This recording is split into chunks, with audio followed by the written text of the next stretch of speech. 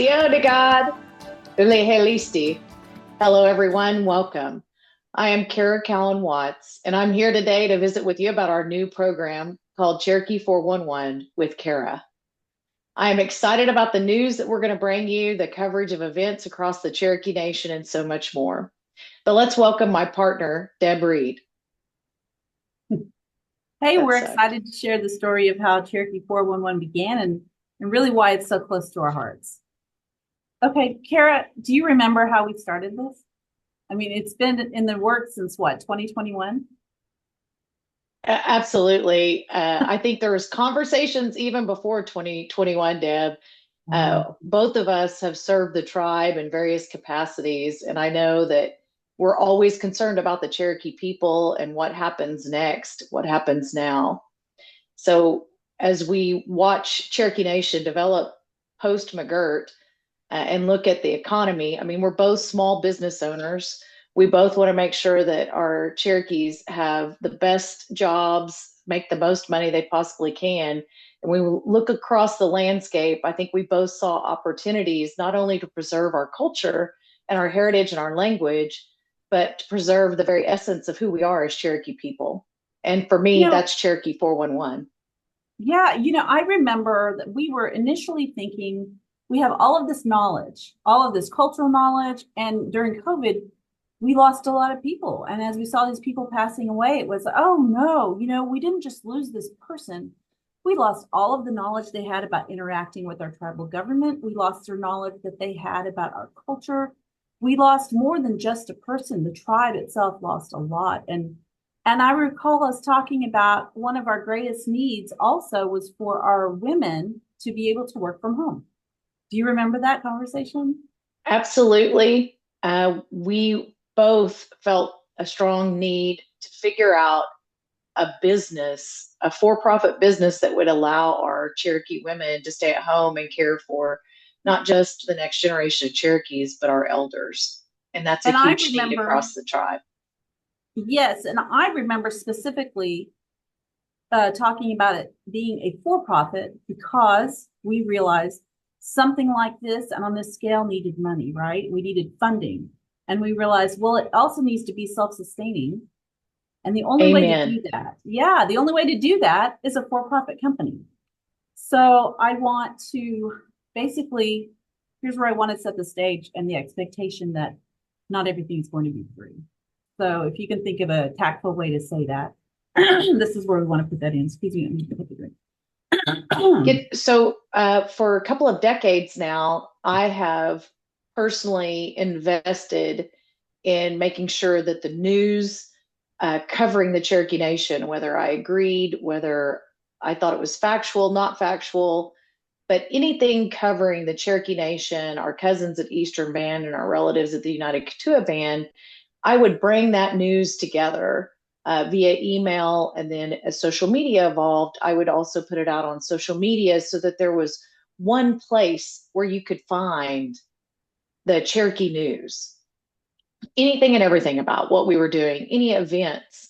Um, what I found was there wasn't a place where that was happening, where our community could dynamically understand what was going on and grow together and access the information they needed to participate, both economically, culturally, and otherwise. So, in order to do that even better, it's going to take resources. And to take resources, I feel like there's Cherokees that would want to invest in a program that took that to the next level and put those resources in their hands in a manner that could help them live their lives and still know what was going on in the Cherokee Nation. You know, I think it's exciting that this is launching because we've gone through several iterations and seems like we first started with the thought of a call center. Do you remember that? Yes, I know you and I received so many phone calls. You're a Yeah. former Miss Cherokee. I'm a former council person.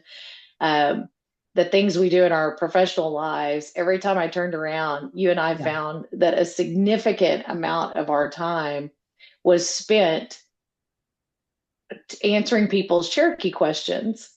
And so Right. we felt like we could train the women at home to answer those questions for the folks that didn't want to stop and do their research or couldn't go to Tahlequah. And there was a way to Right. pay Yeah. them to be that service for them. Yeah, because oh yeah, the questions. How do I become a tribal member? Oh, I think I have a Cherokee grandmother. All of these things every day. I mean, a couple times a week, I would say, realistically speaking. And then we have women who they know how to go through the registration process, right? They know the processes and they can help guide people. And then you also, I guess we both know a lot of genealogists, right? And we Yes, can so I refer think people there's to a them. whole I don't know that it's going to be immediately, but one of the services we still want to offer is that concierge service to make sure that we get people's birth certificates to and from Tahlequah safely, and that those things are delivered and received and processed in a more timely manner at the Cherokee Nation. Well, in addition to helping people with that, I also want people to grasp the fact that their knowledge has real value. You know, we have people who they're at home and they have time to, or maybe they're focused on beadwork. They have time to weave baskets. They have time to do things that may not be easily monetized if they don't have the right market. And hopefully we can introduce them to new markets. You know, if you take things online, it could really explode. Absolutely. I think there is a huge opportunity for our artisans and craftspeople, and there's value in not just made in the USA, made in Oklahoma, but Cherokee made. Actual federally recognized tribal citizens from our communities that know how to do those dyes or those other traditional manners, or maybe have a contemporary art that's very powerful based on our Cherokee culture. And it's time for those folks to have access to a national or international market. So we have this media company and we've talked about it being real news. What do you mean by real news? I mean, you hear a lot, these days about fake news and real news. And how is that going to be reflected in what we're doing? So there are a lot of people in the Cherokee Nation that feel that their voice isn't reflected in the current media. So I think that's an opportunity to elevate individuals and groups that aren't otherwise being heard from.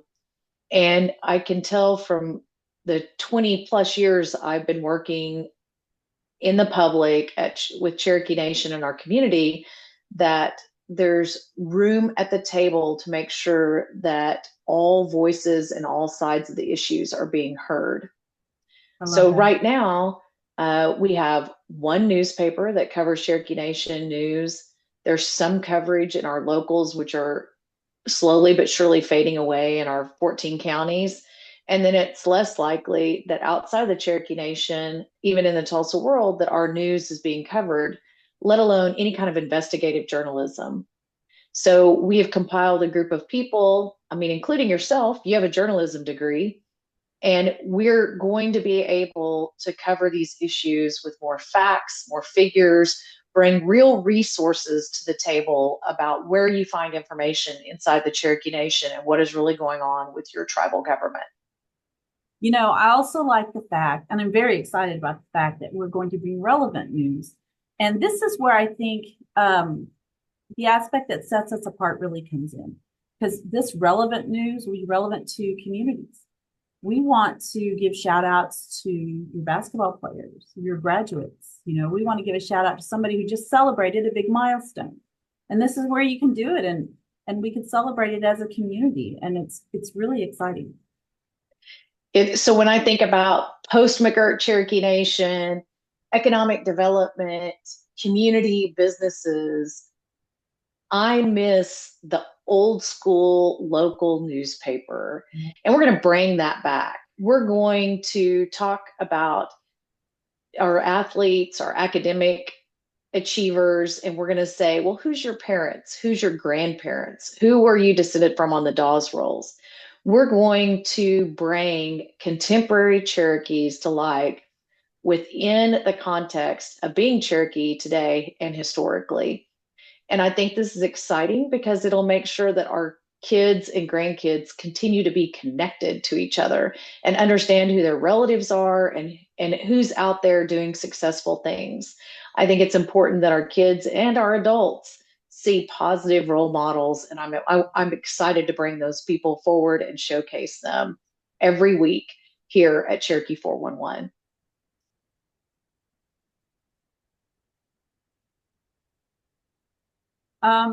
So Kara, when we have things listed on Cherokee 411, will it always be free? No, so not all content will be free. We do have to pay the incredible team of people that we've brought together. And to do that and to bring these fresh sources of news and events and information to you, we're going to need to generate revenue to pay for the awesome articles and events and stories about our Cherokee people straight Yeah. to your inbox or straight to your social media feed. What I'm most excited about right now is what's coming next. Absolutely, Deb. So look in your inbox. We want you to sign up for our newsletter. You can even sign up for texting. And we're going to have some incredible texting options as our business develops over the next year. But especially the next month or two, really look for something to hit your inbox so that you can sign up and there'll be a chance to even win a Wilma Mankiller doll. So you better be on the lookout and don't just delete it. You're going to have to read it and you're going to have to click on something in order to engage with us. And we want you to do that. Look for other prizes, not just the Wilma Barbie doll. And we're excited about bringing these things straight to you about what's happening inside and outside the Cherokee Nation for our Cherokee people. Wado, thank you. And we look forward to seeing you out on the streets of the Cherokee Nation. Join the conversation. Discover stories and insights that matter to you. Subscribe to Cherokee 411 with Kara and stay connected with independent media, real, relevant, and unfiltered. Subscribe now